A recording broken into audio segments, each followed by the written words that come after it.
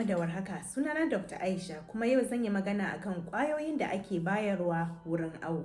Yawanci asibitocinmu suna bayar da magunguna kala biyu idan aka je wurin awo. Na farko shine wanda ake cema folic acid mai ruwan ɗorowa. Na biyu kuma shine ake cema fersolate kuma shine mai duhu.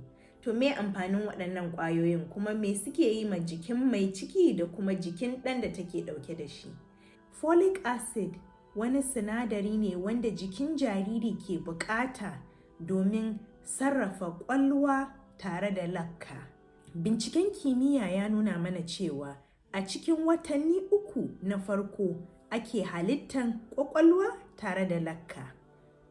Idan babu wannan sinadari wanda ake cema folic acid, ana iya haifan yaro ya zama yana da wani tsiro a bayan shi wanda ake kira Spina bifida a turance.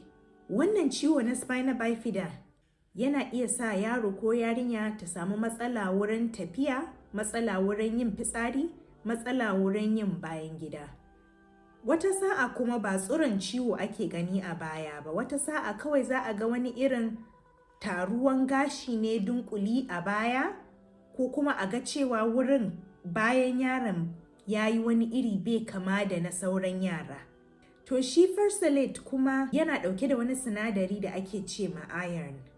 Shi wannan sinadarin ana buƙatar shi wurin sarrafa jini na mahaifiya tare da kuma jini na jariri.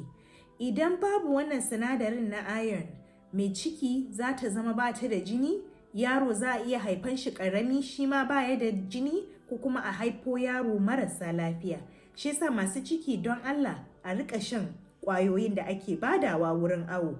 Suna taimakawa ma lafiyar mai ciki da kuma lafiyar yaron da take ɗauke da shi.